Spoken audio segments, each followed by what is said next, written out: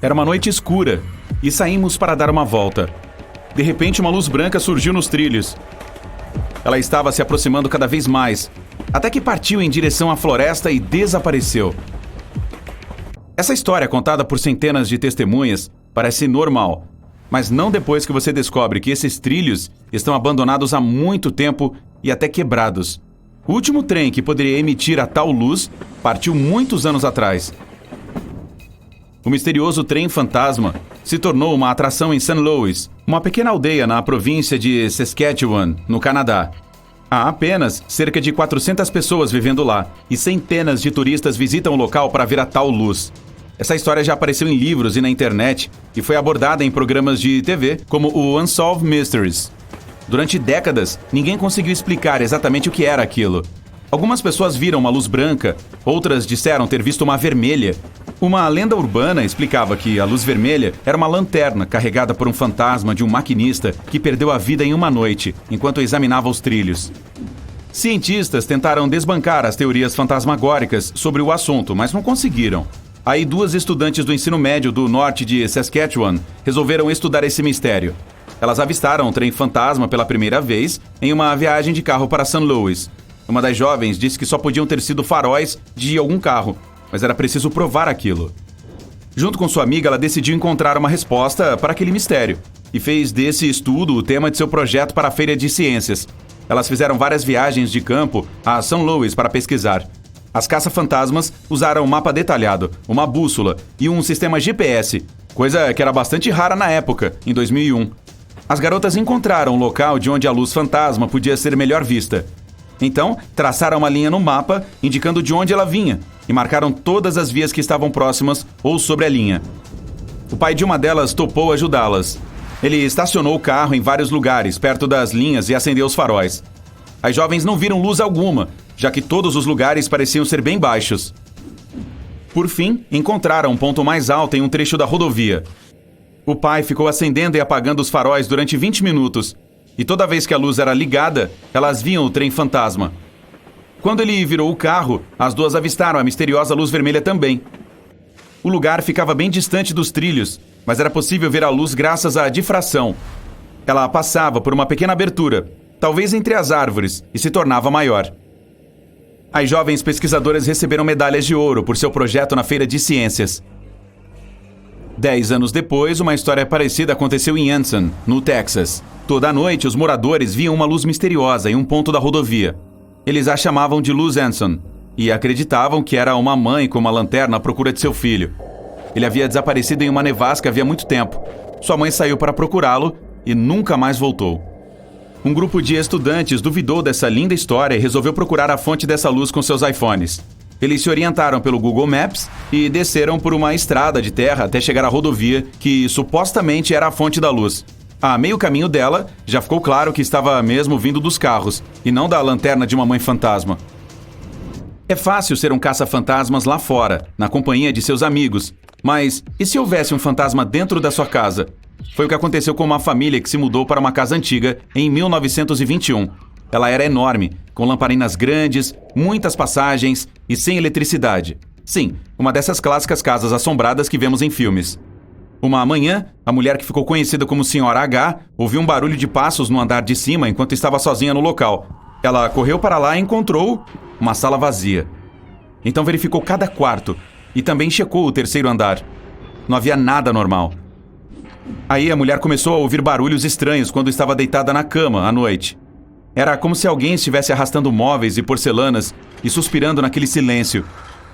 O que quer que estivesse assombrando aquela família estava ficando cada vez mais corajoso. A coisa passou a acompanhá-los pelos corredores e parecia que estava prestes a se aproximar e entrar em contato com eles a qualquer momento. Um dos filhos da Senhora H correu para o quarto dela um dia e perguntou o que estava chamando por ele. Ela disse que só podia ser o vento, mas o menino tinha certeza de que tinha ouvido a voz de alguém. As plantas não duravam muito naquela casa. Por fim, a coisa mais assustadora de todas aconteceu. A Senhora H acordou uma noite e viu claramente um homem e uma mulher em seu quarto. Ela tinha que pôr um fim naquilo, então pediu a ajuda de seu cunhado. Ele fez algumas pesquisas e disse que só podia ser algum vazamento de monóxido de carbono, esse gás incolor inodoro e insípido, havia causado visões parecidas em outras pessoas. Não deu outra. Quando verificaram o encanamento, descobriram que o gás estava saindo da fornalha e entrando no quarto, em vez de sair pela chaminé. Isso entrava causando dores de cabeça, alucinações, tonturas e outros sintomas desagradáveis na família.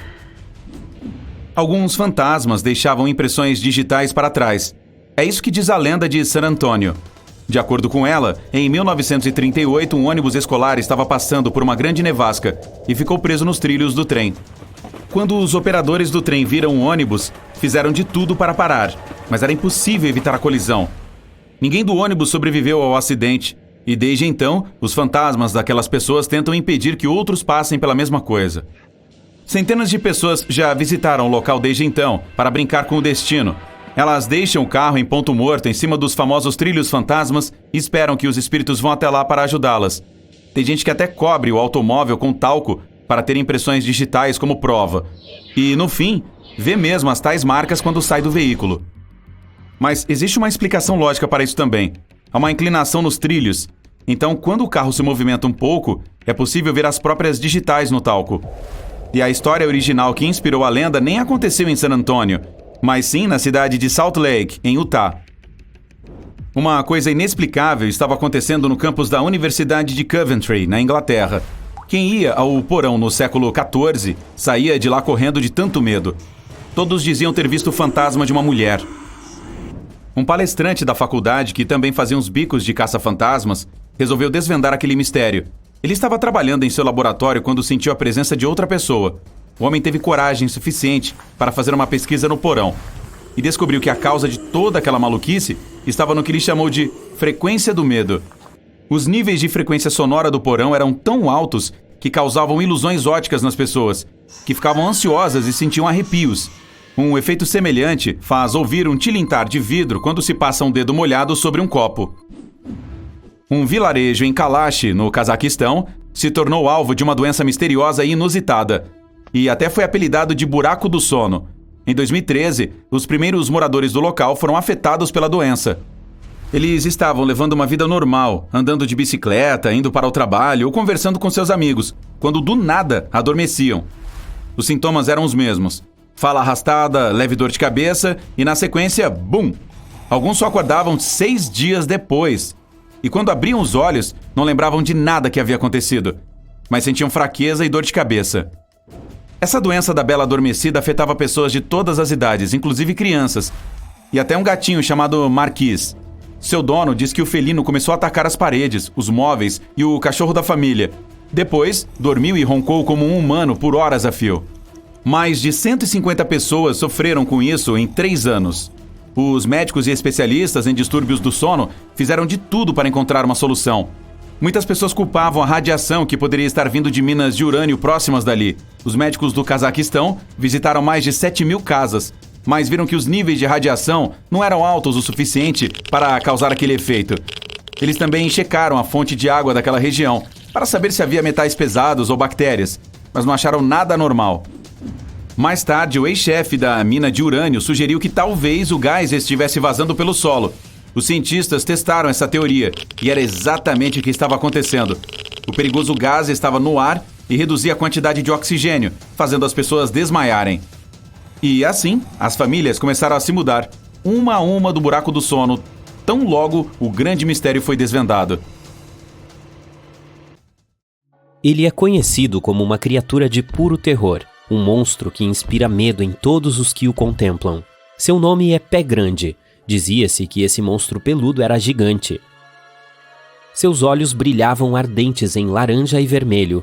Seus dentes eram afiados e pontudos como facas. Suas mãos enormes tinham garras longas e afiadas que pareciam brilhar com uma energia estranha. Sua característica mais famosa? Seus pés, massivos e pesados, com dedos grossos e robustos que parecem ser capazes de esmagar qualquer coisa em seu caminho. Sempre que ele se movia, o chão tremia com seu peso e seus rosnados soavam como um vulcão que estava prestes a entrar em erupção. Claro, todos nós já ouvimos as histórias e vimos os filmes, mas será que o Pé Grande realmente existiu? Será que ele ainda anda por aí, apenas esperando que as pessoas reparem nele? Vamos ver algumas das informações que sabemos com certeza. O pé grande tornou-se conhecido em 1958, quando um homem da Califórnia chamado Ray Wallace alegou ter encontrado grandes pegadas perto de seu trabalho. Durante anos, seus filhos acreditavam que tudo isso era apenas uma brincadeira de seu pai. As pessoas relataram ter encontrado muito mais pegadas e algumas marcas de mãos semelhantes, mas algumas delas foram deixadas por ursos, outras eram falsas e muitas não podem ser explicadas até hoje. Mas a lenda do pé grande é anterior a esse evento. Em 1955, um homem chamado William Rowe disse ter visto uma criatura que parecia em parte humana e em parte animal enquanto caminhava na Montanha Mica, na Colômbia Britânica. Mais tarde, ele assinou um documento afirmando que a criatura tinha cerca de 1,80 m de altura, cabelos castanhos com pontas prateadas e braços grossos, além de pés largos. Também existe a história de Albert Ostman, que alegou em 1924 que, enquanto acampava sozinho perto da enseada Touba Inlet, na Colômbia Britânica, foi levado por um pé grande e mantido cativo pela família dele durante uma semana. O homem acabou escapando quando o pai do pé grande ficou doente depois de comer alguns pertences de Ostman. Não há recordações do pé grande como o vídeo de 1967 chamado Patterson-Gimlin Film. Algumas pessoas pensam que ele mostra o pé grande, mas a maioria dos cientistas pensa que é apenas uma pessoa fantasiada. O filme ainda é frequentemente usado por pessoas que acreditam no pé grande como prova de que ele é real. Há até mesmo cientistas que pensam que o filme pode não ser falso. Com o passar do tempo, essa história se tornou mais crível devido às novas descobertas científicas sobre como andavam nossos antepassados. Essa opinião é baseada na descoberta de Lucy, uma ancestral humana de 3,2 milhões de anos que andava sobre duas pernas, o que prova que nossos primeiros ancestrais eram semelhantes aos símios e podiam andar como humanos, assim como o pé grande. Há também um vídeo no YouTube mostrando o pé grande em Provo Canyon, Utah, que é muito popular. O vídeo mostra um animal grande e preto nas árvores, possivelmente comendo ou procurando comida. À medida que a câmera dá o zoom, a criatura se levanta sobre duas pernas como uma pessoa. Obviamente, as pessoas que filmaram ficaram extremamente assustadas e fugiram de imediato. O vídeo foi postado em 2012 e já foi visto mais de 7,6 milhões de vezes. As pessoas que fizeram o vídeo não estavam procurando o pé grande, elas estavam simplesmente acampando e queriam ver alguns cervos. De início, pensaram ter visto um urso, até que a enorme criatura se levantou e olhou diretamente para elas. O pessoal correu para o carro e deixou a barraca e suas coisas para trás. Seus pertences muito provavelmente ainda estão lá. Disse que os macacos skunk apes são uma espécie de pé grande que as pessoas acham que vivem em pântanos no sul dos Estados Unidos. Em 2013, um vídeo foi postado no YouTube mostrando um skunk ape em potencial em um pântano no Mississippi. A criatura no vídeo parece ser muito forte e tem ombros curtos e largos, cabeça pequena e pernas longas. Alguns acreditam que o vídeo é real, mas outros pensam que é montagem, porque a câmera muitas vezes se move rapidamente ou a pessoa que filma foge justamente quando a criatura está prestes a ser vista. Isso torna difícil para os céticos acreditarem na existência do pé grande, e eles têm pedido continuamente mais evidências, como pedaços de ossos do pé grande. Essa é provavelmente a razão pela qual dois homens afirmaram que haviam encontrado um pé grande congelado enquanto caminhavam na Geórgia. Mas o que eles haviam descoberto não era mais do que uma pele de gorila. Eles não recuaram, no entanto. Um dos homens também alegou mais tarde ter ferido e capturado outro pé grande no Texas em 2012, e até chamou pessoas para vê-lo, mas mais tarde admitiu que era tudo falso. Na realidade, não temos nenhuma evidência física de que essa criatura exista ou tenha existido algum dia. Sempre que as pessoas afirmam que têm provas de que o pé grande existe, os cientistas geralmente descobrem que as provas são de animais conhecidos ou de humanos. Por exemplo, em 2014, um grupo de pesquisadores examinou 36 pelos que se acreditava pertencerem ao pé grande. Quase todos provinham de animais como vacas, guaxinins e veados, assim como de humanos. Mas eles encontraram algo surpreendente. 2 dos pelos eram semelhantes aos de um tipo extinto de urso polar. Os cientistas concluíram que esses pelos poderiam ter vindo de um novo tipo de urso ou de uma mistura de diferentes espécies de ursos, mas eles eram definitivamente de um urso, não de um primata como o pé grande. Outra teoria que poderia explicar pessoas vendo o pé grande por aí é que as criaturas notadas são de fato chimpanzés, gorilas ou orangotangos. Essa ideia é frequentemente mencionada em relação aos macacos skunk, porque algumas pessoas acreditam que o clima quente e úmido no sudeste dos Estados Unidos poderia permitir que essa espécie prosperasse ali. Claro, o pé grande pode ser totalmente inventado, mas não precisa necessariamente ser de propósito. Nosso cérebro também tem muito a ver com isso, tudo por causa de uma pequena coisa chamada pareidolia, a tendência de ver padrões ou objetos familiares em coisas aleatórias ou ambíguas, como ver rostos em nuvens ou animais em objetos inanimados. É um fenômeno psicológico que pode levar as pessoas a perceberem coisas que não estão realmente lá. Podemos ser enganados por nossos cérebros e pensar que vimos o pé grande porque tendemos a detectar formas semelhantes às humanas em nosso ambiente. Isso muitas vezes acontece com fotos ou vídeos desfocados do suposto pé grande. Outras pessoas acreditam que o pé grande é um tipo de símio que costumava viver no sudeste asiático e que agora está extinto. Essas pessoas pensam que o pé grande pode ter vindo para a América por uma ponte terrestre que costumava ligar a Sibéria e o Alasca durante a última era do gelo. Entretanto, não há nenhuma evidência desse super macaco na América. E não sabemos muito sobre como ele se moveu, porque os cientistas só têm os fósseis de sua mandíbula e dentes para estudar. Alguns especialistas acreditam que esse macaco pode ter andado sobre 2 pernas, mas outros dizem que ele andou sobre 4, porque era bem grandão. Cientistas acreditam que o pé grande pode ser uma espécie extinta chamada Paranthropus, que costumava ter um crânio semelhante ao de um gorila. Ele andava sobre 2 pernas. No entanto, os fósseis do Paranthropus só foram encontrados na África, portanto não há explicação razoável para o aparecimento do pé grande na América. Outros acreditam que o pé grande possa estar relacionado ao Gigantopithecus, um tipo de macaco que viveu há milhões de anos. Algumas pessoas até sugeriram que o pé grande poderia ser o elo perdido entre os macacos e os humanos, mas essa ideia não é apoiada por evidências científicas. Há teorias que afirmam que o pé grande era na verdade um Neandertal. Sabemos com certeza que os Neandertais estão extintos, já que não há indivíduos vivos conhecidos dessa espécie. Todas as evidências sugerem que os Neandertais se extinguiram há cerca de 40 mil anos. E ninguém viu Neandertais desde então. Além disso, nenhum remanescente dessa espécie foi encontrado nas Américas. E aí, sentindo aquela ansiedade na hora de pousar? Não precisa se preocupar, mesmo que você aterrisse em um lugar tão peculiar como o Butão. O que acontece é que o terreno ali é tão extremo que torna a aterrissagem super complicada. O que é interessante quando o assunto é voar lá é que realmente há poucos pilotos certificados para pousar em Butão. Zigue-zaguear em direção ao solo soa como uma verdadeira charada. O Aeroporto Internacional de Paro, no Butão, é frequentemente classificado como um dos aeroportos mais perigosos do mundo. No mundo inteiro, existem apenas 2 companhias aéreas que voam para esse aeroporto. Cerca de 10 anos atrás, havia apenas 8 pilotos autorizados a voar para lá, mas hoje o número é um pouco maior.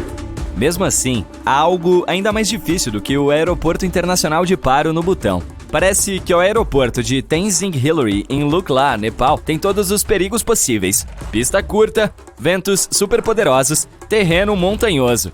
Socorro, gente!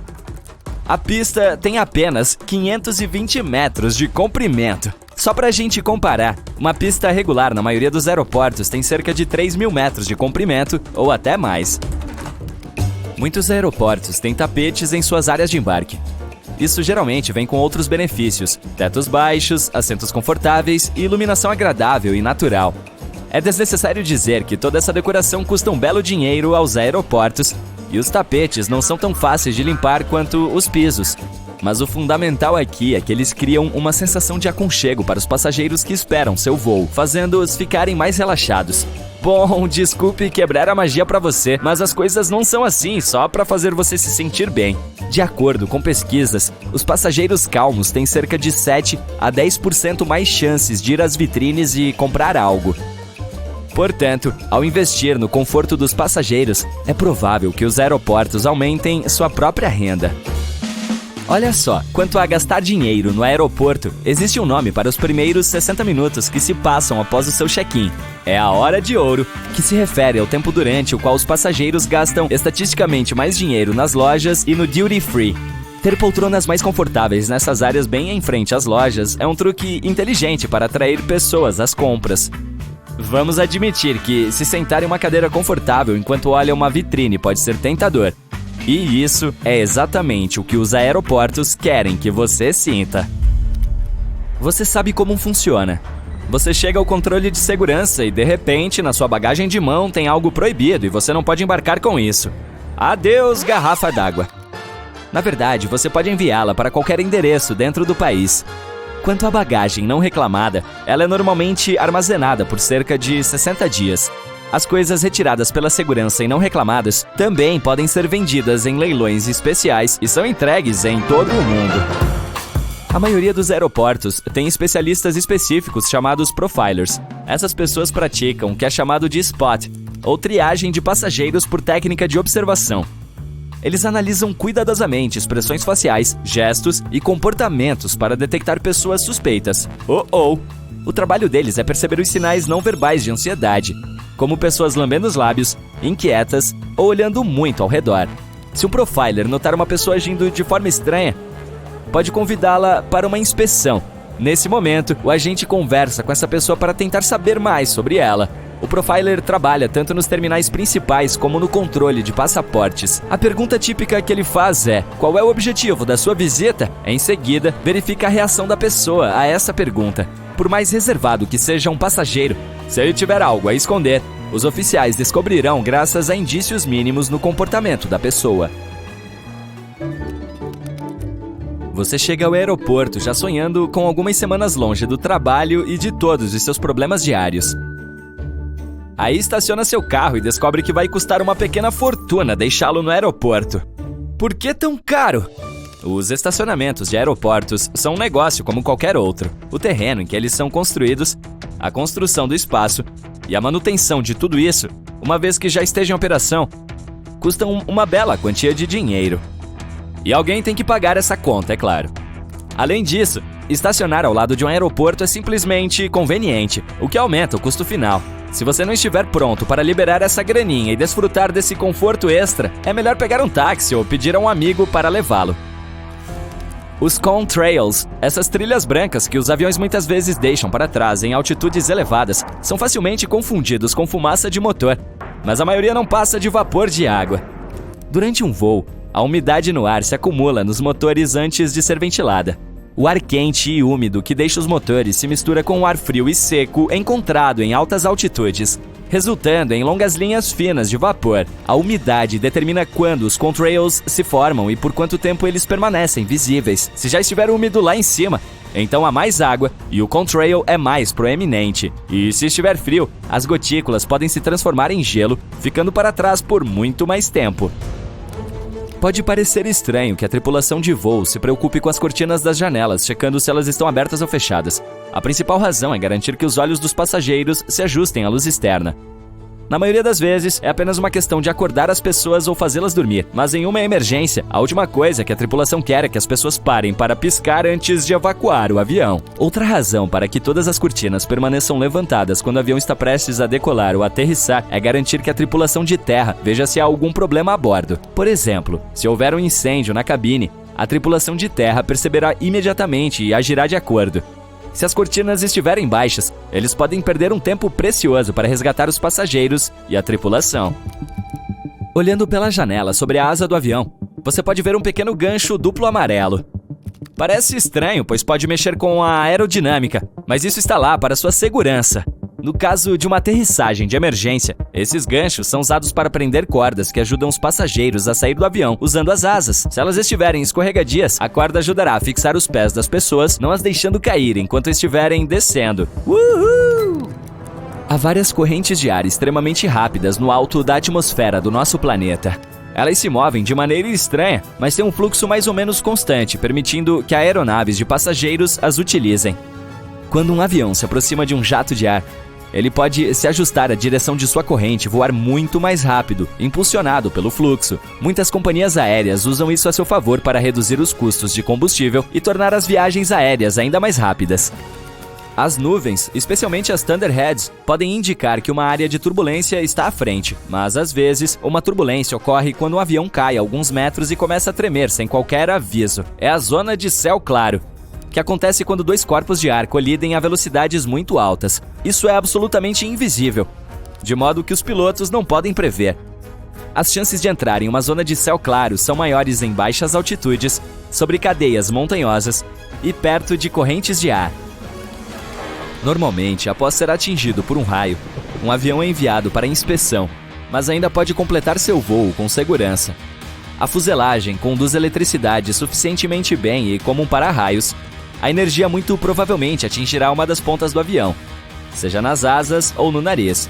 Depois a energia procura o solo, mas não o encontra, então sai pela cauda. É mais fácil para a eletricidade rolar pela superfície do avião do que para dentro dele, assim as pessoas a bordo estão a salvo.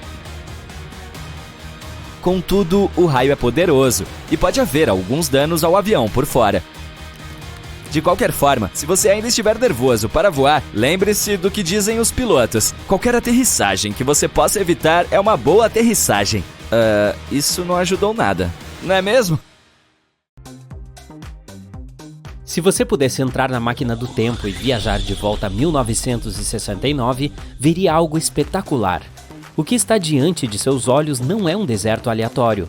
É uma das cachoeiras mais poderosas, completamente seca.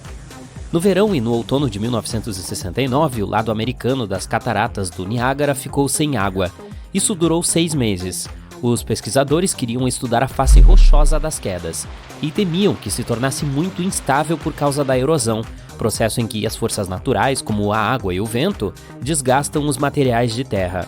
Por exemplo, se você vir o gelo glacial ficar lamacento, isso significa que a erosão está acontecendo.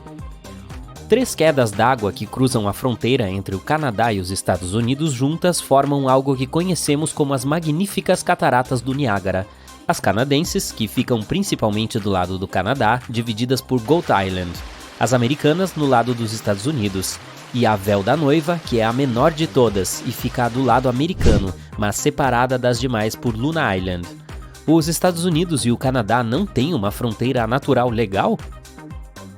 Muitos não acreditavam que poderíamos realmente ir contra a natureza selvagem e impedir que quantidades tão insanas de água fluíssem. Mas conseguimos. Foi necessária uma barragem de 180 metros através do enorme rio Niágara para realmente obstruir essas cachoeiras surpreendentes. Isso significa que foi preciso desviar 270 mil litros de água a cada segundo para que o fluxo restante viajasse sobre as canadenses. Mais de 27 mil toneladas de rocha foram usadas para construir essa barragem, e mais de 1.000 caminhões carregaram as pedras no quente verão de 1969. Em 12 de junho, as cataratas americanas pararam depois de um fluxo contínuo de mais de 12 mil anos. Então as canadenses pegaram o volume extra e o absorveram para que a pesquisa pudesse ser feita. Mas os moradores ainda estavam preocupados. Eles sabiam que não era possível controlar tamanha quantidade de água, temiam que ela tomasse um rumo diferente e causasse uma inundação catastrófica. Tinham receio também de que os turistas não fossem mais se as equipes não conseguissem fazer a cachoeira voltar a fluir como antes. Mas eles continuaram chegando, mesmo naquele verão. E tiveram uma chance única de ver algo que ninguém jamais havia visto antes ou depois. Durante esse período havia até uma passarela temporária construída a apenas 5 metros de distância da borda das quedas que, naquele período, estavam secas. Ela ajudou os trabalhadores a limpar o fundo do que costumava ser um rio. Assim, os turistas podiam ir até lá e explorar a paisagem selvagem das cachoeiras que geralmente ficavam debaixo d'água, hostis e nada acessíveis aos visitantes. Enquanto exploravam o fundo seco, os pesquisadores se depararam com milhões de moedas diferentes que as pessoas jogaram na água ao longo de décadas, talvez para fazer um desejo ou para algum outro propósito. Uau, um cofrinho das cataratas do Niágara! Eles removeram a maioria delas. Eu me pergunto quem ficou com elas. Mas nas últimas 2 décadas, mais e mais turistas têm ido para lá. Imagine todas as coisas que poderiam ser encontradas agora. Mais moedas, é claro, mas também câmeras perdidas, drones errantes, celulares e outras coisas que visitantes descuidados podem acidentalmente deixar cair. A ideia de retirar toda a água e transformar as cataratas do Niágara em um deserto provou ser possível, mas pode ser necessário fazer isso novamente. Em 2020, a mídia informou que 2 pontes para pedestres precisavam ser substituídas ou consertadas. E não à toa, já que elas têm quase 120 anos. Essas pontes estão localizadas acima das corredeiras. Os especialistas discutiram se deveriam desviar a água mais uma vez ou não. Muito se fala sobre as cataratas do Niágara, e alguns acreditam que estão entre as mais altas do mundo. Mas a verdade é que não são. Elas são famosas, preciosas e de tirar o fôlego, mas quando se trata de altura, existem quase 500 outras em todo o planeta que são maiores. Tomemos como exemplo Salto Ángel, na Venezuela, com mais de 975 metros. Mas o que torna as cataratas do Niágara tão especiais é a quantidade de água que flui por elas. Cachoeiras muito altas não costumam ter grandes volumes. A combinação de toda aquela imensidão de água e a altura é o que torna as do Niágara tão impressionantes. Além disso, elas podem estar entre as mais rápidas do nosso planeta. O rio Niágara surgiu após a última idade do gelo, junto com toda a bacia dos Grandes Lagos. O rio Niágara faz parte dela. 18 mil anos atrás, esta incrível cachoeira não existia. Mantos de gelo cobriam a área do sul de Ontário e tinham de 1,5 km a 3 metros de espessura. À medida que as camadas de gelo se moviam para o sul, foram criando bacias dos Grandes Lagos, que então derreteram, liberando enormes quantidades de água. Geralmente a que bebemos é fóssil. Apenas 1% se renova ao longo do ano, sendo os 99% restantes provenientes de mantos de gelo. A península do Niágara não fica sob o gelo há quase 12.500 anos. À medida que ele derreteu, as águas resultantes começaram a fluir para o que mais tarde se transformou no rio Niágara, nos lagos Erie e Ontário. Demorou muito, mas o volume acabou erodindo as falésias e formando essas cachoeiras espetaculares. Você já deve ter notado que o rio Niágara é incrivelmente verde. Essa cor específica nos diz o quão poderosa é a água quando se trata de erosão. A cada minuto, as cataratas do Niágara expelem mais de 60 toneladas de minerais dissolvidos. Tudo isso, junto com o sal também dissolvido e rocha finamente moída, torna a cor tão magnífica. Quem vive nos Estados Unidos e no Canadá, ou mais precisamente mais de 1 milhão de pessoas que têm acesso à área, utilizam o Niágara para diversos fins. Por exemplo, pescar, obter água potável, fazer atividades recreativas, incluindo natação, passeios de barco e observação de pássaros, produzindo energia hidrelétrica e muito mais. A primeira usina do mundo foi construída no final do século XIX e ficava bem ao lado das cataratas. Logo começou a valer a pena porque as pessoas estavam recebendo eletricidade dela, mas ela podia viajar por apenas 90 metros, então algo precisava ser melhorado ali. Nikola Tesla foi quem aceitou o desafio e fez as mudanças necessárias. Ele descobriu que a eletricidade poderia percorrer longas distâncias se uma corrente alternada fosse usada. Hoje, várias usinas de energia das cataratas do Niágara fornecem mais de 2 milhões de quilowatts de energia. Ok, vou te contar outra coisa interessante. 1969 não foi a única vez em que essas cachoeiras pararam. Em 1848, a água não fluiu por lá por até 40 horas.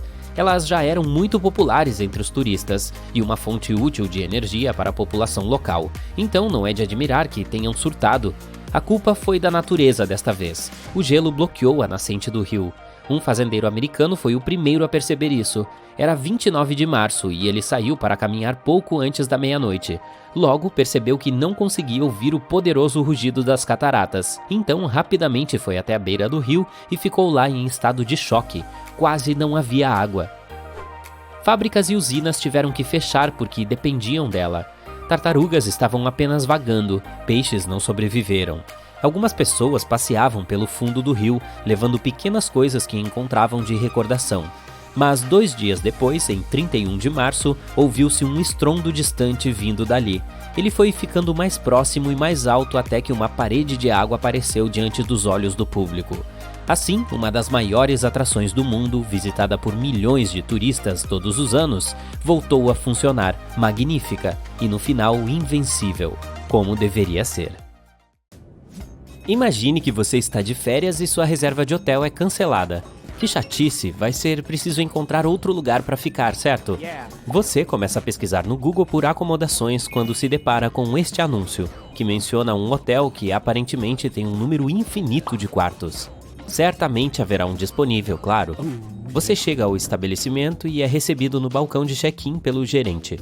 E este recepcionista em particular parece especial. Você logo descobrirá o motivo. Ele começa dizendo que todos os quartos estão reservados. O número infinito é preenchido por um número infinito de convidados. Mas espere, o gerente pode ter uma solução para ainda fazer o check-in. Eu disse que ele era especial. O cara começa a explicar que todos os cômodos são numerados a partir do número 1. Depois vem o 2, o 3 e assim vai avançando infinitamente. Neste local só é permitida uma pessoa por quarto.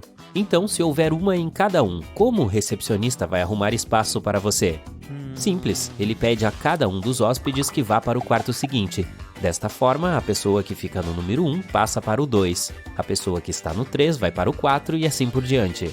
Uma vez que cada um desses números infinitos de hóspedes vai para o próximo, o primeiro fica disponível.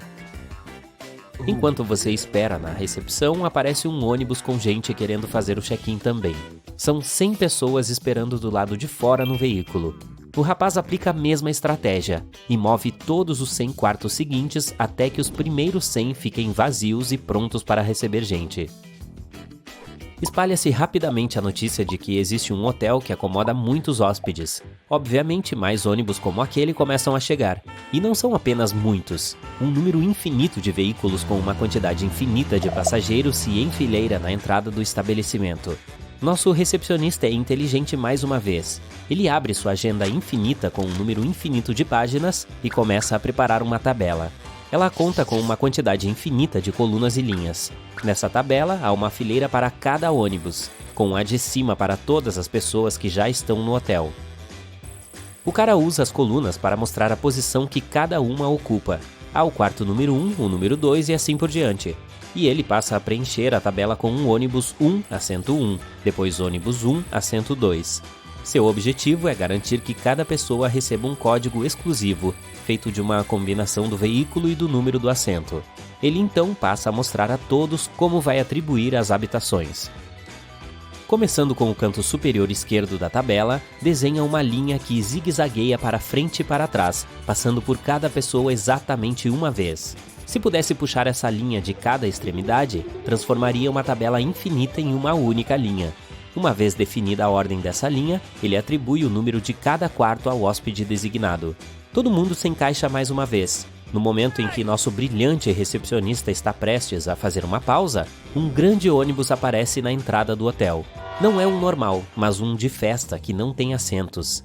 Mas como você já pode imaginar, este também tem uma quantidade infinita de passageiros. Quando eles descem, você ouve os nomes, e com certeza são estranhos. Logo, um deles começa a explicar por que se chamam dessa maneira. Como são infinitos no ônibus, todos decidiram usar identificadores únicos apenas com as letras X e Z. Para manter o tema, os nomes também são infinitamente longos. Uma pessoa pode ser chamada de X, X, X, X, X, X, X, X, X, X, com letras continuando indefinidamente, enquanto outra pode ser chamada de XZ, XZ, XZ, XZ, XZ, XZ, também sendo capaz de continuar para sempre. Depois de pensar um pouco, você descobre que existe uma pessoa para cada sequência infinita possível dessas duas letras. Mas assim que todo mundo começa a entrar, o recepcionista diz que não consegue encaixar todos no hotel. Pode ser um pouco complicado explicar desta vez, diz ele, mas vou tentar. Então começa abrindo sua agenda infinita mais uma vez, e passa a atribuir quartos para as pessoas no ônibus. Digamos que o número 1 seja para quem chama XXXXXXXXXX, enquanto o 2 é para o XZ, XZ, XZ, XZ, XZ, XZ. Para terminar, ele tecnicamente teria que continuar, alocando uma série diferente de X e Zs para cada um de seu número infinito de habitações. É aqui que fica complicado, diz, porque mesmo que completemos essa lista infinita de nomes, ainda posso nomear uma pessoa que não terá um quarto. Tudo o que você precisa fazer para descobrir o azarado é pegar a primeira letra do primeiro nome e trocá-la. Então X se torna Z. Aí pega a segunda letra do segundo nome e muda de Z para um X. Se continuar fazendo isso, o nome que anotou certamente não aparecerá na lista. Você pode ter se deparado com um hotel com um número infinito de quartos, mas isso não quer dizer que ele possa acomodar literalmente todo mundo, porque essas habitações são infinitas, mas contavelmente infinitas. Mesmo que demorasse uma eternidade, você poderia tecnicamente numerar todos os quartos do hotel. A razão pela qual não consegue acomodar todos do ônibus da festa é que eles são incontavelmente infinitos. Não há uma maneira sistemática de identificá-los. Quando você olha dessa maneira, pensa, alguns infinitos são maiores que outros? Essa teoria é chamada de Hotel Infinito de Hilbert, e não é a única desse tipo. A da amizade também é engraçada. Significa que a maioria das pessoas tem menos amigos do que os próprios amigos. Ou seja, se você tem 3, é provável que eles tenham mais de 3 amigos cada. É como um quebra-cabeça. É difícil entender por que isso acontece, mas é verdade. Isso foi notado pela primeira vez em 1991 por um sociólogo chamado Scott Feld. Ele fez essa descoberta incomum ao olhar para as redes sociais existentes.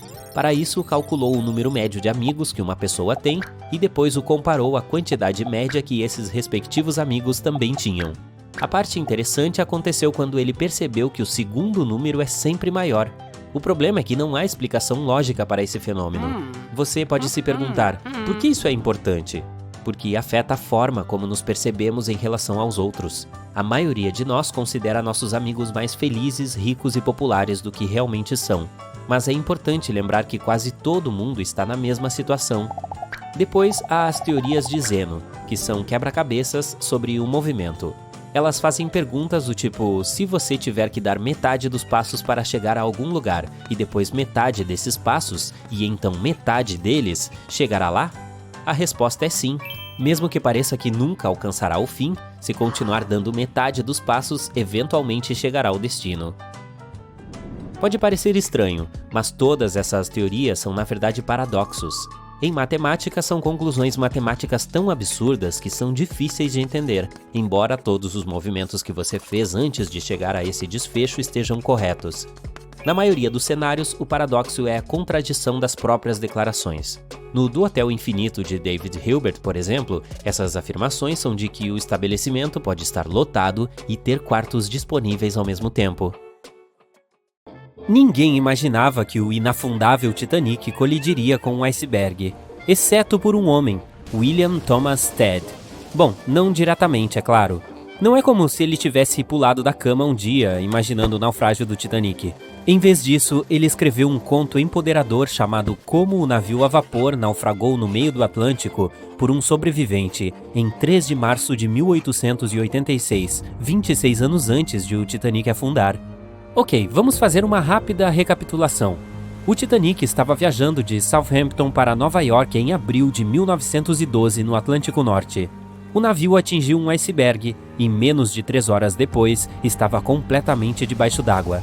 Das 2.208 pessoas a bordo, apenas 706 sobreviveram, devido ao número limitado de botes salva-vidas e à água gelada.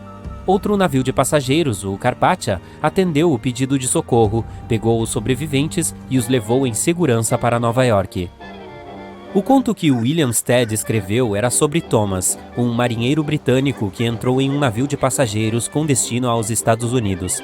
Em determinado momento, o protagonista percebeu que não havia botes salva-vidas suficientes para todos a bordo do navio, caso algo acontecesse.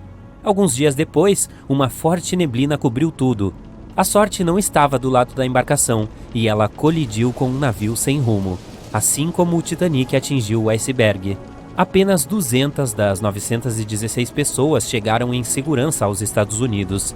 O personagem principal conseguiu sobreviver pulando na água e subindo em um dos botes salva-vidas. Você poderia imaginar que a história iria fazer com que todos na indústria adicionassem botes salva-vidas extras em navios. Mas, infelizmente, esse conto recebeu muito pouca atenção quando foi publicado. Ainda mais tragicamente, William Thomas Stead estava no Titanic quando ele afundou, e ele não sobreviveu. Os sobreviventes que conheciam Stead mencionaram que ele estava sempre alegre e adorava conversar durante as refeições. Ele elogiou o design do navio e o quão resistente ele era. Testemunhas também falaram sobre como ele fora proativo quando o navio estava afundando, dando seu colete salva-vidas para outra pessoa. Ele era jornalista de profissão e estava a caminho de Nova York para uma cerimônia. Uma de suas contribuições mais importantes para o jornalismo moderno foi o uso de ilustrações em artigos de jornal.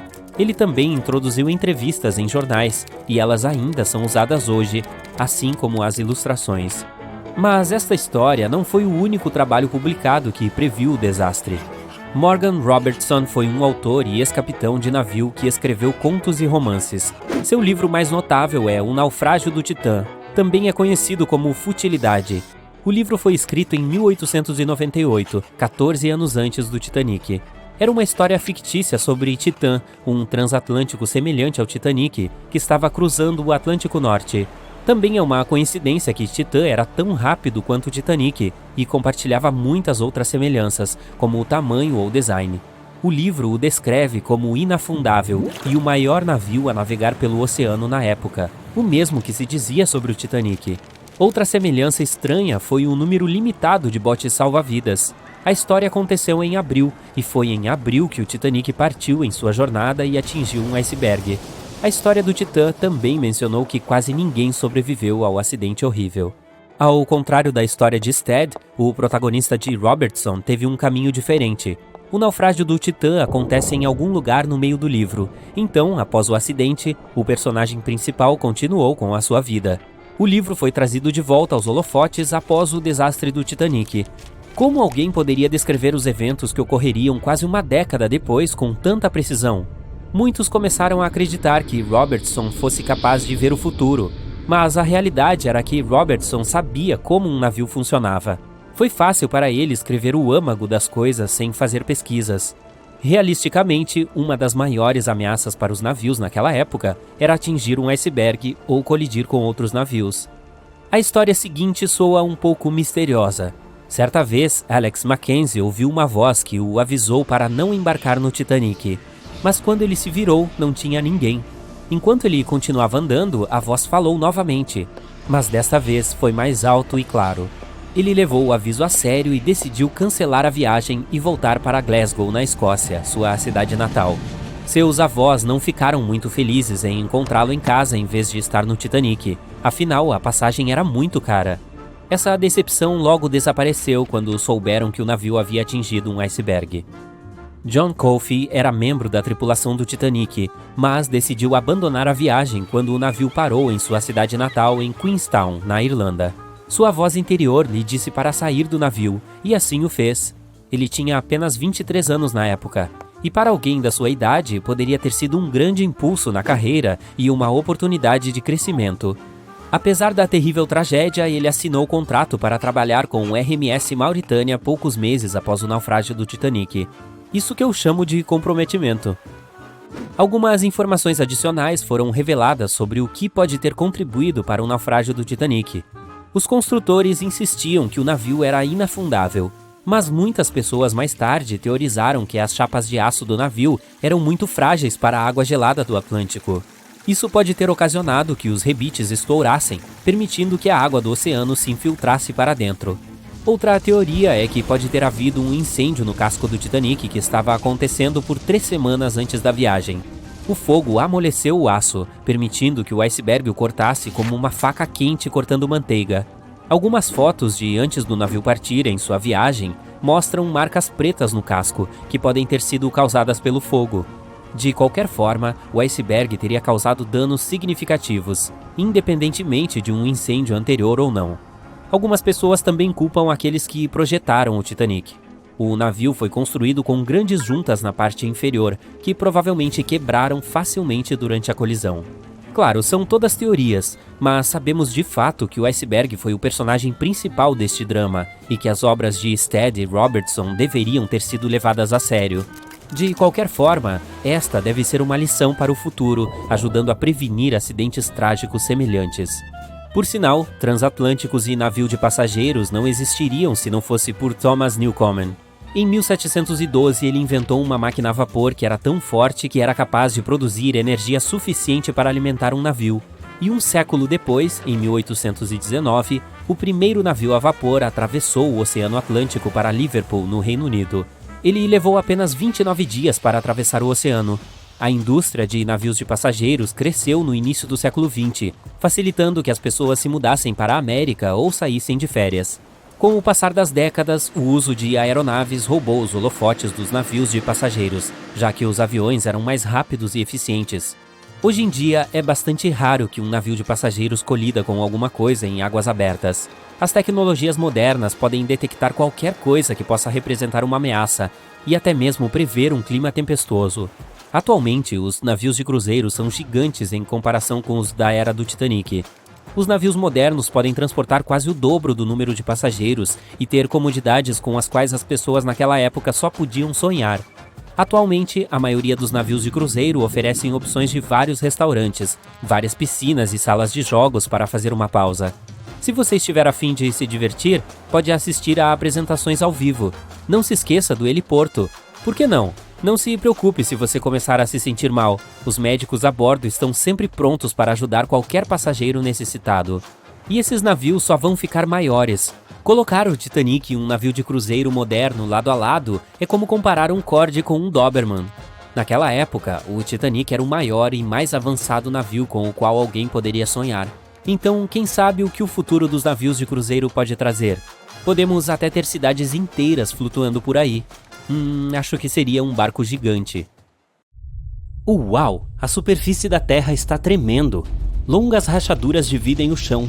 Rios de lava vão fluindo rapidamente pelas encostas. Um barulho ensurdecedor vai aumentando. Rochas e outros detritos estão voando alto. Nuvens de gás vulcânico e cinzas cobrem o céu. Esse não é o enredo de um filme de desastre daqueles de grande sucesso. É o que acontece quando supervulcões decidem entrar em erupção. Mas esse provavelmente não é o cenário que acontecerá quando o maior vulcão do mundo, o Mauna Loa, decidir terminar sua longa soneca. Em 2021, os cientistas tinham certeza de que isso aconteceria em breve, mas até agora nada. A atividade sísmica do vulcão continua aumentando e depois voltando ao normal, mas você nunca sabe quando esse gigante finalmente voltará à ativa. É por isso que os especialistas monitoram a atividade geológica na maior ilha do Havaí há algum tempo. A Big Island do Havaí é formada por 5 vulcões, incluindo o mais ativo do planeta, o Kilauea, e o maior, o Mauna Loa. Esse gigante compõe quase metade da parte terrestre da ilha, e a lava que o Kilauea emite em um dia, o Mauna Loa pode expelir em 20 minutos. Foi o que aconteceu em 1984. Enquanto o irmão menor do Mauna Loa tem tido acessos de raiva há algum tempo, o gigante está adormecido desde sua última erupção. Mas, recentemente, o Observatório de Vulcões do Havaí registrou mais de 200 mini-terremotos abaixo do Mauna Loa. É provável que isso signifique um aumento do fluxo de magma lá embaixo. Bom dia! O vulcão pode estar acordando. Ou não. Se o Mauna Loa entrasse em erupção repentinamente, os fluxos de lava poderiam atingir o oceano e os lugares mais populosos e turísticos, como Captain Cook, muito rápido, em questão de horas. Em 1984, a última vez que o vulcão entrou em erupção, a lava chegou até os arredores de Hilo, do outro lado da ilha. É onde fica um campus da Universidade do Havaí. Felizmente, as pessoas tiveram algumas semanas de antecedência para se preparar para o desastre. Hoje em dia, os moradores têm malas especiais prontas com as coisas mais importantes, incluindo documentos e dinheiro. Essas precauções podem ser úteis no caso de uma evacuação de emergência. Embora a maioria das erupções do Mauna Loa tenha afetado até agora apenas a área do cume, várias delas jorraram lava até o oceano. E você nunca sabe como será a força da próxima erupção. Agora, qual é a montanha mais alta da Terra? Você disse Monte Everest? Depende. Do fundo do mar até o topo, o Mauna Loa é 300 metros mais alto do que o famoso pico do Himalaia. O vulcão é tão grande que faz a placa do Pacífico literalmente afundar com seu peso.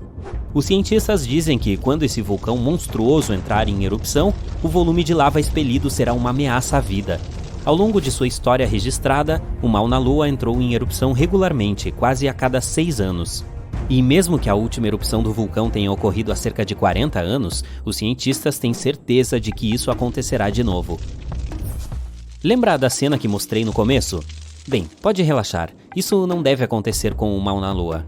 O problema é que os vulcões da Big Island, incluindo ele próprio, não são muito voláteis, porque são vulcões em escudo. Eles receberam essa denominação por não serem muito altos e parecerem com o escudo de um guerreiro colocado no chão.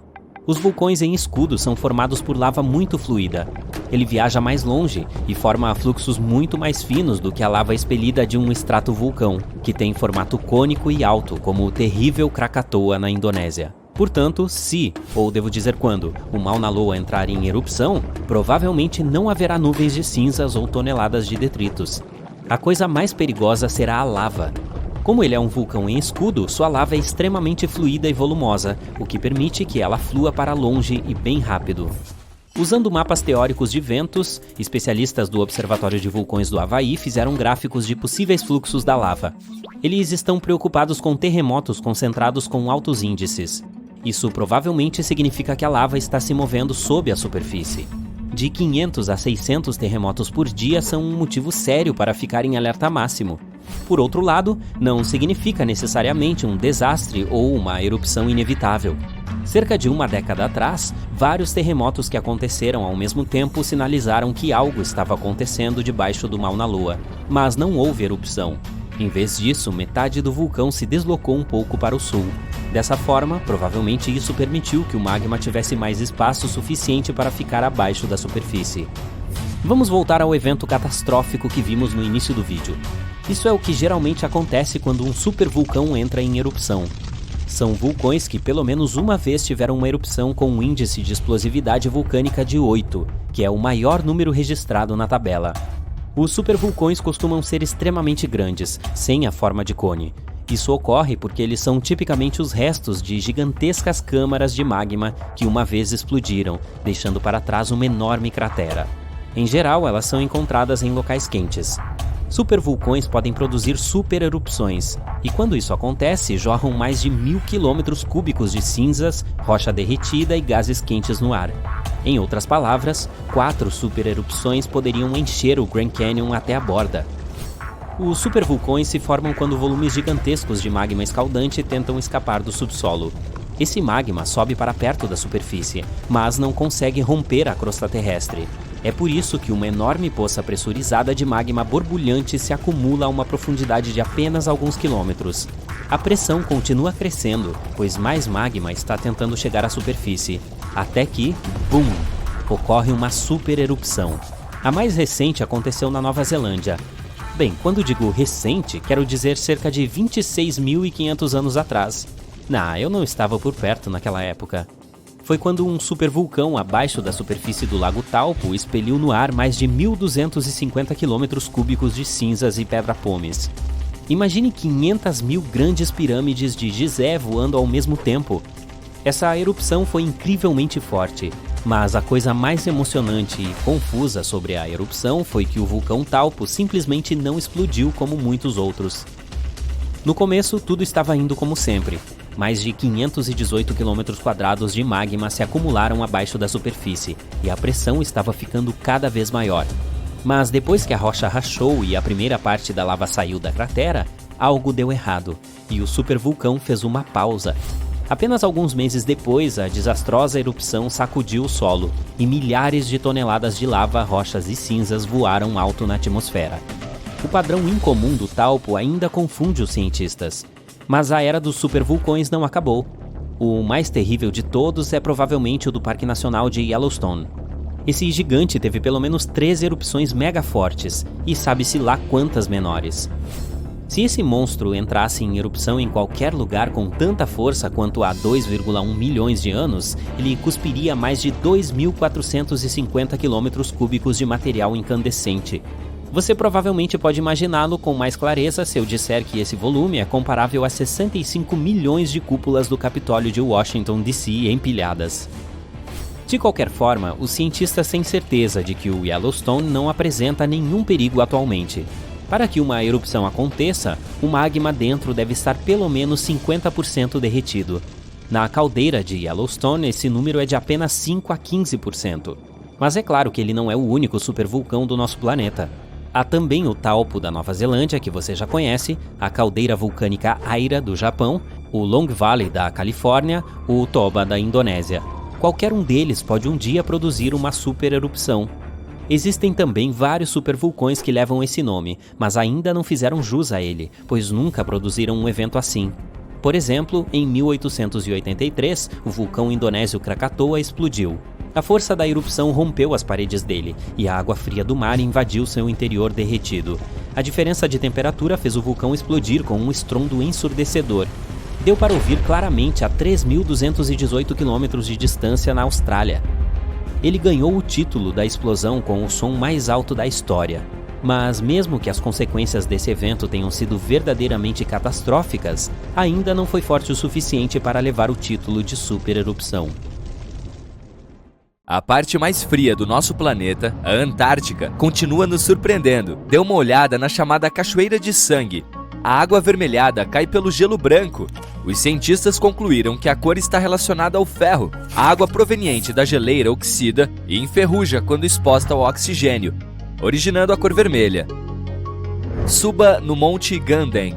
Ele põe ovos. Bem, talvez não sejam reais, mas as pedras certamente parecem ovos de dinossauros. É por isso que a montanha tem essa fama. Os ovos de pedra, vamos chamá-los assim, se formaram em uma parte da montanha há mais de 500 milhões de anos. Curiosamente, esse fenômeno se repete uma vez a cada 30 anos. Eles surgem em vários tamanhos e tonalidades. As pedras aparecem na superfície do penhasco. Um estudo feito na área revelou que a composição das pedras da falésia não se parece com as outras partes da montanha. Aqui, as rochas calcárias são predominantes e mais propensas à erosão. Amadurecem dia após dia. Levou 3 décadas para as pedras adquirirem a forma de ovo. No entanto, ainda é um mistério como essas formações rochosas podem ser tão perfeitamente esféricas e lisas. Segundo os cientistas, os ovos de pedra têm um núcleo orgânico, feito de conchas, restos de plantas, dentes de peixes e esqueletos. Talvez essa seja a explicação. O vilarejo de Gulu fica perto dos ovos de pedra, os quais os moradores acreditam que são sagrados e os associam à boa sorte. Na verdade, quase todas as famílias têm um desses ovos em casa. Infelizmente, existem apenas cerca de 70 restantes. Então, se quiser vê-los, você precisa se apressar. A estrutura de Richat é um fenômeno geológico circular no deserto do Saara, perto da Mauritânia. Ela é feita de rochas em camadas que se parecem muito com anéis. Não é de admirar que essa estrutura única tenha chamado a atenção da NASA. Do céu, a forma geológica parece estar girando e girando.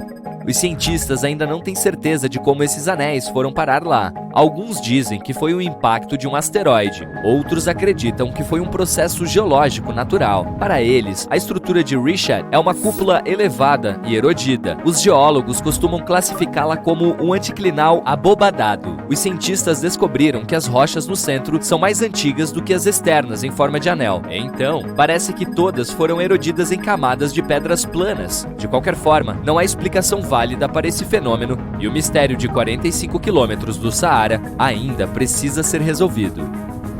O número 4 é o Rapa Nui, ou Ilha de Páscoa. Os dois nomes são válidos. O local foi descoberto por Jacob Roggeveen, que na verdade nunca teve a intenção de procurá-lo. Ele casualmente foi parar lá em um domingo. É daí que vem o nome. Jacob deveria encontrar a Terra Australis, que, atenção, não é a Austrália. Ela nunca existiu e não passava de um continente hipotético. Além disso, ele queria espiar a Davis Land, que se acreditava ter sido vista pelo pirata Edward Davis. Jacob falhou nisso também, embora ninguém jamais tenha visto aquela ilha, exceto o pirata. Jacob pode ter falhado em encontrar algumas terras que queria, mas descobriu a Ilha de Páscoa em vez disso. Esta é uma ilha e território especial do Chile, localizado no sudeste do Oceano Pacífico. Está na minha lista porque quase 1000 estátuas de pedra, chamadas Moai, foram encontradas lá. Elas foram criadas pelo povo Rapa Nui. Quase todas representam cabeças gigantescas, mas também há um pequeno número de figuras ajoelhadas com as mãos sobre o estômago. Cada estátua representa chefes ou outros membros importantes da sociedade da Ilha de Páscoa. Para curvá-las, os moradores usaram pedras vulcânicas que foram moldadas. A próxima parada é a porta de entrada para o submundo. Ah, não se preocupe, é assim que as pessoas rotulam a cratera de gás Darvaza, no Turcomenistão. Essa gigantesca cratera de gás natural existe há 5 décadas e está continuamente queimando gases.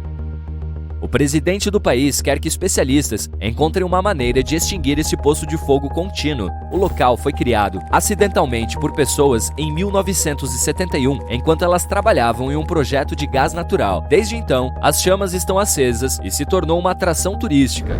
Às vezes, construções misteriosas também são feitas na nossa época. Não precisamos procurar civilizações distantes de milhares de anos atrás. Edward Leeds County construiu sozinho uma estrutura chamada Castelo de Coral, em Homestead, na Flórida. Ele não usou nenhuma máquina grande, então entalhou e esculpiu mais de 1.100 toneladas de rocha de coral durante 28 anos, até 1951. É um mistério como ele conseguiu fazer tudo sozinho. Leeds County esculpiu diferentes objetos na rocha sedimentar, como paredes, mesas, cadeiras, uma fonte e um relógio de sol. Existe, é claro, uma lenda por trás desse mistério também. Ele teve a inspiração para construir a estrutura depois de ser abandonado por sua noiva no dia do casamento. Noiva em fuga! O cara queria provar seu amor para ela e para o mundo. Então quis fazer algo extraordinário. Bem, o cara definitivamente acertou em cheio. Vamos falar um pouco sobre o mistério dos círculos de fadas da Namíbia. Existem milhões de manchas circulares em centenas de quilômetros que variam de 3 a 20 metros de diâmetro. Elas têm esse nome porque parece que uma fada ou uma criatura de outro mundo as fez. Estas são áreas de solo essencialmente ovais, cercadas por grama. Existem muitas crenças locais em torno de quem fez essas marcas. No entanto, a ciência diz outra coisa. Biólogos e matemáticos estão intrigados com o mistério dos círculos de fadas da Namíbia há décadas. Há mais de uma teoria para explicar esse fenômeno. Aqui está uma popular. A água é limitada no deserto, então as plantas competem para chegar até ela. Algumas se expandem e prosperam em um canteiro, mas as menores próximas não conseguem obter a água necessária para viver. Ao final, parte da vegetação desaparece e as restantes ficam nas bordas da mancha. É por isso que formam espaços distanciados tão regulares. E se eu lhe disser que há uma colina na cidade de Leh, na Índia, onde em vez de rolarem para baixo, as coisas sobem? É uma ilusão de ótica. A estrada parece uma colina inclinada por causa de suas paisagens circundantes. No entanto, a estrada na verdade desce. Essas espécies de colinas são chamadas de magnéticas ou de gravidade. As explicações científicas variam. A teoria mais comum diz que a força magnética é tão forte que pode puxar carros nas proximidades. Que tal ver algumas rochas flamejantes? As Yanartas estão espalhadas por uma área de mais de 7 km². O local está localizado em uma montanha rochosa no sudoeste da Turquia, perto da cidade de Şiralya. As Yanartas receberam o nome devido à aparência delas. O significado literal é pedras flamejantes. As rochas estão em chamas há pelo menos 2.500 anos e provavelmente continuarão queimando nas próximas décadas. A montanha onde estão é um vulcão inativo, então está cheia de pequenas fumarolas que liberam gases como o metano. Ele inflama em contato com oxigênio e cria o efeito flamejante. Ah, e a propósito, antigamente os marinheiros usavam as chamas como um farol natural, pois fica bem perto do mar. No entanto, hoje são mais uma atração turística. Os trilheiros também adoram. Agora, caminhe no lago congelado Abraham, no Canadá. No inverno, a água congelada fica cheia de bolhas de gelo. Parece mágico, mas essas bolas brancas não são tão seguras, porque consistem em gás metano inflamável. A beleza pode enganar. A próxima parada é em Racetrack, em Death Valley, nos Estados Unidos. Há um leito de um lago seco com rochas que se movem. Essas pedras estranhas parecem ter sido empurradas ou arrastadas por alguém ou alguma coisa. Elas deixam um rastro e um mistério para trás. O fator que causa isso agora é compreendido. E surpresa! É o vento, além de um pouco de gelo. Os cientistas dizem que o vento empurra as rochas quando o solo está coberto de gelo. Não posso deixar de observar que muitas coisas misteriosas na Terra envolvem pedras ou rochas, ou metano. Qual desses fenômenos é o seu favorito? Navios e aviões desaparecendo sem deixar rastro. Passageiros que nunca mais foram vistos. Relatos de luzes estranhas no céu. Não, essas não são cenas de um sucesso de bilheteria de Hollywood, mas algumas das estranhas ocorrências relatadas por mais de um século em uma área sinistramente apelidada de o Cemitério do Lago Ontário, também conhecido como Triângulo das Bermudas do Canadá, ou o Vórtice de Marysburg. Ele se estende por uma parte do Lago Ontário, de Kingston ao Condado de Prince Edward, no Canadá, e até Oswego, em Nova York, nos Estados Unidos. As lendas sobre essa área podem ser tão arrepiantes quanto a água gelada do lago em que aconteceram. A história mais inquietante envolve a escuna chamada Bavária. Era 1889 e o navio estava sendo rebocado pelo lago. Águas agitadas partiram a corda de reboque e o Bavária flutuou para longe. Felizmente, a escuna foi encontrada mais tarde em segurança e totalmente intacta. Mas faltava uma coisa: a tripulação. Nem uma única pessoa estava a bordo. O que torna essa história ainda mais bizarra é que a mesa do jantar estava posta. Um pão foi encontrado, recém-assado, e o dinheiro do capitão e seus documentos estavam todos contabilizados. Havia até um canário de estimação cantando alegremente, como se nada estivesse errado. O que aconteceu com a tripulação? Podemos nunca saber. E esse não foi um incidente único. Pouco mais de uma década depois, em 1900, 3 navios, o Annie Mines, o Picton e o Acacia, estavam navegando pelo lago. Apenas 2 chegaram ao seu destino final. O terceiro, o Picton, ia mais rápido à frente dos outros quando simplesmente desapareceu. Um cozinheiro do Annie Mines disse: "Estávamos bem no lago até adiantados, quando de repente vimos as gáveas do Picton sumindo.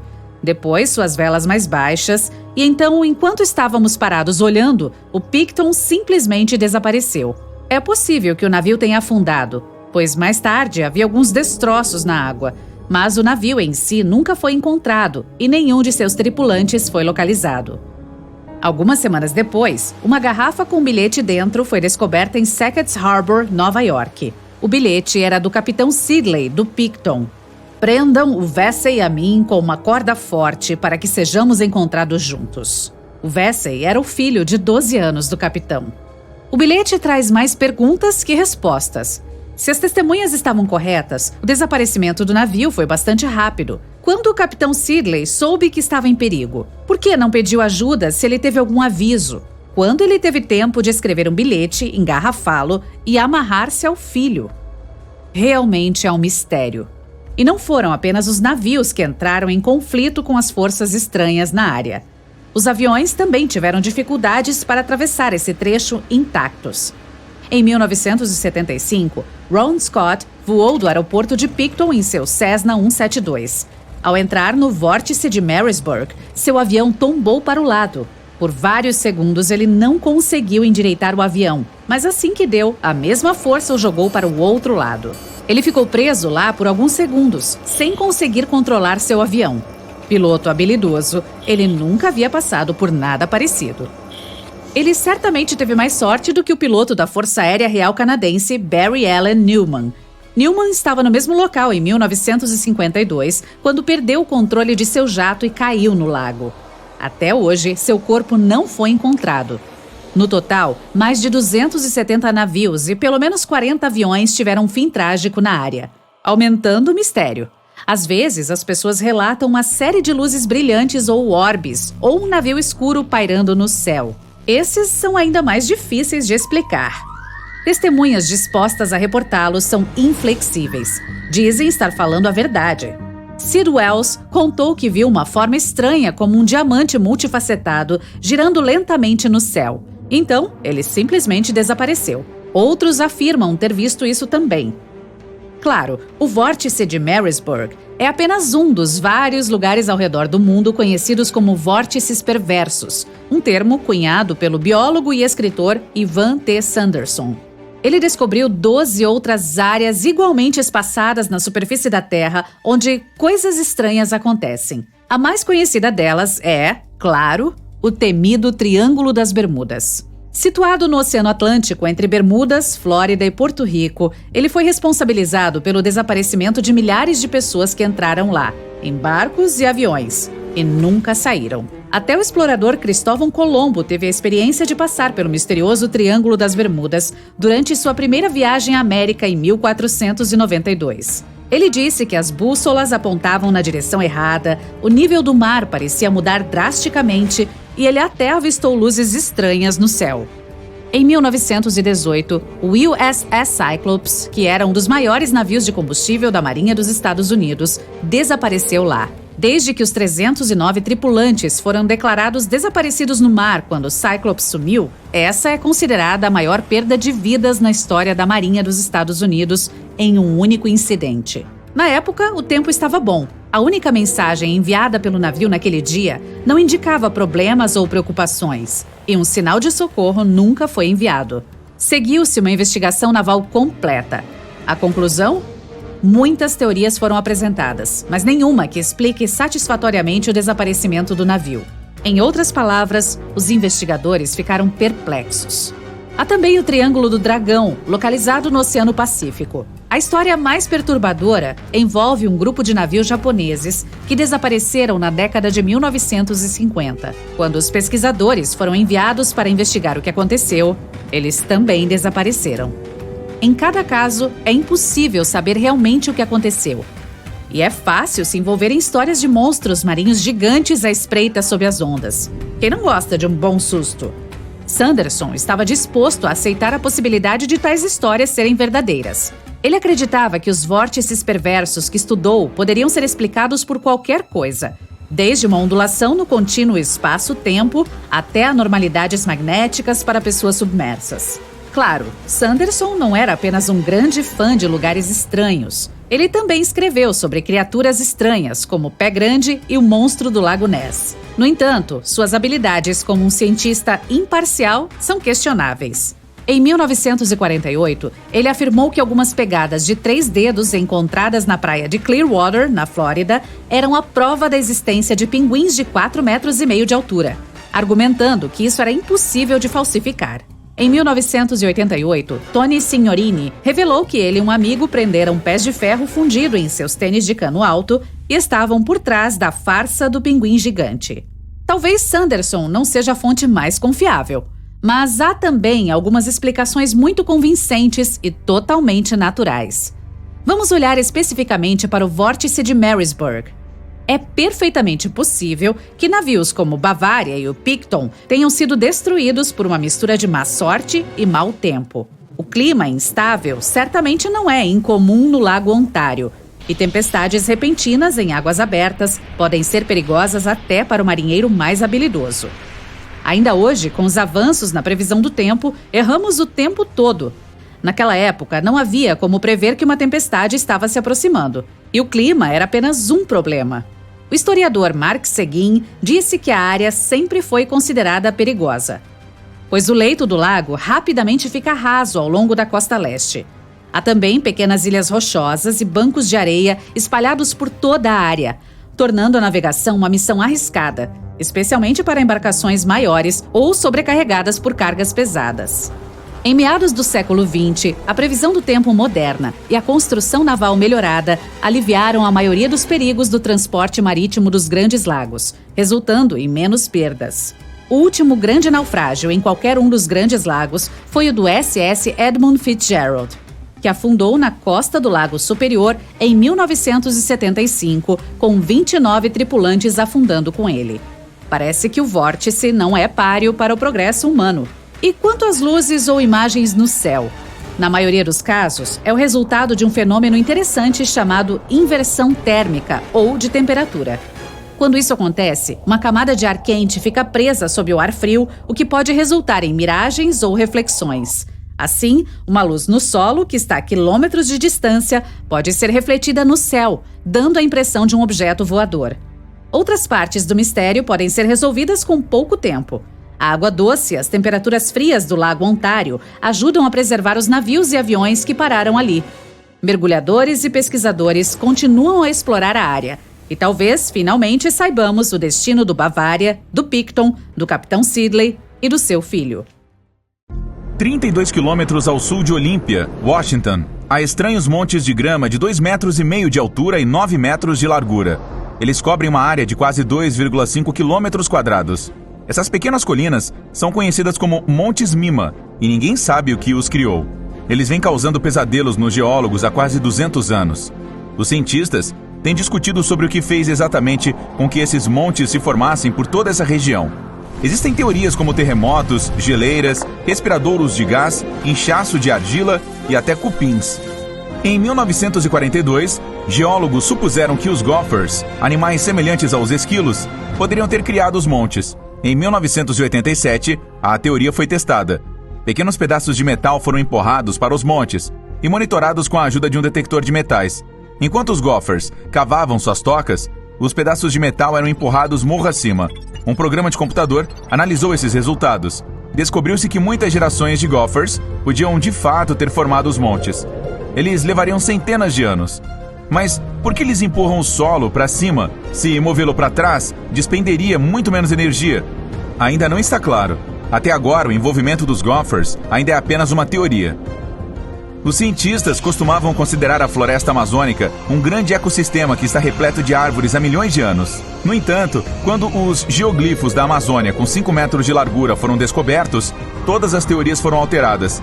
Esses geoglifos provaram que a área parecia muito diferente antes que a floresta começasse a crescer ali. Parecia uma savana moderna. Os cientistas coletaram amostras de solo perto dos lagos, e os resultados mostraram que esse solo não veio de floresta tropical, e sim de terras áridas. Isso pode significar que as pessoas que moravam aqui provavelmente tinham um ambiente completamente diferente do que os cientistas pensavam. Os geólogos ainda estão estudando os geoglifos. Eles estão tentando descobrir a que propósito serviram. Conhecida como o Olho da África, a estrutura de Richat é um objeto em forma de anel com cerca de 50 quilômetros de largura no meio do deserto. Richat foi inicialmente considerado um local de impacto de meteorito, mas agora os cientistas acreditam que tenha sido criado pela erosão de uma colina ou montanha. Ele foi erodido com o tempo, mas deixou para trás camadas de anéis rochosos que já foram uma montanha. O olho é tão proeminente que os astronautas a bordo da Estação Espacial Internacional podem vê-lo de lá. A Antártica é o lugar mais frio, seco e ventoso da Terra. Mas a coisa mais estranha sobre isso pode estar localizada nas profundezas do gelo. Até cerca de 60 anos atrás, a Antártica era considerada uma planície. Tudo isso mudou em 1958, quando a cordilheira de Gamburtsev foi descoberta. Ela estava escondida sob 3 quilômetros de gelo. Seus picos tinham mais de 3 quilômetros de altura. E toda ela se estendia por 1.200 quilômetros. Isso é 1/3 da altura do Monte Everest e cerca de metade do comprimento do Himalaia. Ninguém jamais viu as montanhas Gamburtsev. O gelo esconde vales profundos e declives acentuados. Elas poderiam mostrar como a Terra era há milhões de anos. O lago Vostok, na Antártica Ocidental, foi descoberto em 2012 durante uma perfuração. Os cientistas encontraram um lago de água doce, intocado e descongelado, sob mais de 3 quilômetros de gelo. Os pesquisadores acreditam que micro-organismos não descobertos e processos geoquímicos únicos podem existir no lago. Afinal, ele não viu a luz do Sol e nem foi exposto à atmosfera da Terra por mais de 15 milhões de anos. Mas perfurar o lago provavelmente arruinará o ecossistema abaixo e contaminará um dos últimos lugares intocados do planeta. Há uma anomalia de aproximadamente 100 metros no Oceano Índico, conhecida como a Depressão Geóide do Oceano Índico. Ela produz a maior força gravitacional natural de distorção do mundo. Depósitos minerais pesados, muitas trincheiras no fundo do mar e reservatórios de magma perturbam o campo magnético nesta área. A gravidade da Terra muda em diferentes lugares do planeta. Isso permite que os pesquisadores procurem padrões e descubram o que está acontecendo abaixo da superfície. Campos de gravidade mais alta geralmente significam materiais mais densos abaixo e vice-versa. Alguns cientistas acreditam que a anomalia pode ser uma depressão no manto do planeta que está subindo até a crosta. A Caverna dos Cristais fica no estado mexicano de Chihuahua. Essa caverna é preenchida com incríveis cristais de gesso que cruzam toda a área subterrânea. As cavernas foram descobertas em 2000, quando trabalhadores drenavam a água de uma mina de zinco e encontraram essas estruturas cintilantes. Os cristais eram tão puros e grandes, atingindo cerca de 10 metros de comprimento, e tinham bordas tão afiadas que os geólogos não podiam datá-los usando métodos convencionais. Felizmente, os pesquisadores descobriram amostras de bactérias de 50 mil anos dentro de uma das construções do complexo. Era extremamente difícil trabalhar no local. Lá as temperaturas atingiram 58 graus Celsius e a umidade era extremamente alta. Os cientistas precisavam de equipamento especial de resfriamento para descer até a caverna, embora fizessem apenas viagens curtas. Infelizmente, a empresa proprietária da mina inundou novamente o sistema de cavernas, impedindo qualquer estudo posterior. A cerca de 720 quilômetros de Bangkok, no nordeste da Tailândia, há uma formação rochosa de 75 milhões de anos. Essas rochas parecem 3 baleias nadando juntas. O belo design criado pela natureza ficou conhecido como Pedra das 3 Baleias. Milhões de anos atrás, essa área era apenas um deserto, mas a Terra estava mudando. Gradualmente, o arenito foi separado pelos movimentos das placas tectônicas e pela erosão. É assim que essas formações espetaculares foram criadas. Se você decidir explorar o sistema de trilhas ao redor da Pedra das 3 Baleias, encontrará cachoeiras de uma abundância de fauna e flora. Os habitantes locais chamam a cratera Patonsky, na Sibéria, de Ninho da Águia de Fogo. É um gigantesco monte de calcário de 150 metros de largura e 40 metros de altura. Nada cresce perto ou em cima dele, e os animais fazem o possível para evitar esse lugar. Descoberta pela primeira vez por geólogos em 1949, acredita-se que a cratera tenha cerca de 500 anos. A teoria mais provável de sua origem é uma explosão de vapor. Isso poderia acontecer durante um período de rápida expansão do gás na região. Os cientistas acreditam que o Ninho da Águia de Fogo pode ser um vulcão de gás muito raro. Estoques gigantescos de gás podem ter ficado presos no subsolo devido à formação de calcário ao redor, criando uma pressão imensa. Uma liberação repentina do gás armazenado pode ter formado este buraco do tamanho de um mamute na floresta circundante. O Lago Hillier, na Austrália Ocidental, tem apenas 610 metros de comprimento, mas sua cor confunde os geólogos há muito tempo. Ao contrário da maioria dos lagos rosa do mundo, o Lago Hillier tem sua cor rosa o ano todo. Sua tonalidade não é afetada pela luz solar ou temperatura. Se você olhar de cima, a cor brilhante do lago estará em forte contraste com o azul circundante da Grande Baía Australiana. A verdadeira razão para a cor única do Hillier não é totalmente compreendida. Muitos presumem que tem algo a ver com microalgas no lago, ou pode ser uma reação entre o sal e o bicarbonato de sódio encontrados na água. As colinas de chocolate na província de Bohol, nas Filipinas, são cobertas por uma exuberante vegetação verde durante a maior parte do ano. Mas esses mais de 1.200 montes ficam com cor de chocolate durante a estação seca. Foi isso que lhes deu esse nome. Estranhamente, nenhuma árvore ou arbusto cresce neles. Outro mistério é como os montes conseguiram se desenvolver de forma tão simétrica. Existem mitos que envolvem gigantes jogando pedras uns nos outros por dias a fio durante uma luta. Os cientistas acreditam que os montes de 45 metros de altura foram criados pela erosão do calcário que foi empilhado sob a argila. Mas até hoje, o mistério de sua formação permanece sem solução. A grande inconformidade representa cerca de 1 bilhão de anos de registros de rochas perdidas. Ela aparece em todos os tipos de formações rochosas no mundo inteiro. Os cientistas vêm tentando encontrar as respostas de como essa enorme quantidade de material pode ter desaparecido. Uma das teorias mais plausíveis envolve geleiras. Isso poderia acontecer durante o tempo conhecido como Terra Bola de Neve. Foi quando o planeta era completamente coberto por gelo. Em seguida, as geleiras destruíram centenas de milhares de toneladas de rocha e terra. Isso deixou uma lacuna gigantesca de pouco mais de 1 quilômetro de espessura entre as camadas de rocha vizinhas. Alguns geólogos acreditam que o registro desapareceu quando o supercontinente Rodinia se formou e se separou. Localizados nas penínsulas Yamal e Jidan, esses buracos expansivos foram descobertos em 2014. Eles parecem ainda estar mudando e evoluindo. Os fossos ficam mais largos e as pessoas os encontram com mais frequência. Claro, não faltam teorias sobre como eles surgiram. As sugestões variam de impactos de meteoritos a atividades de outras civilizações. Mas a explicação mais comum é que o gás metano reagiu às partículas de água depois que o permafrost do planeta começou a derreter. Isso resultou na explosão de bolhas de metano no gelo. As crateras podem ter milhares de anos, mas ninguém sabe ao certo.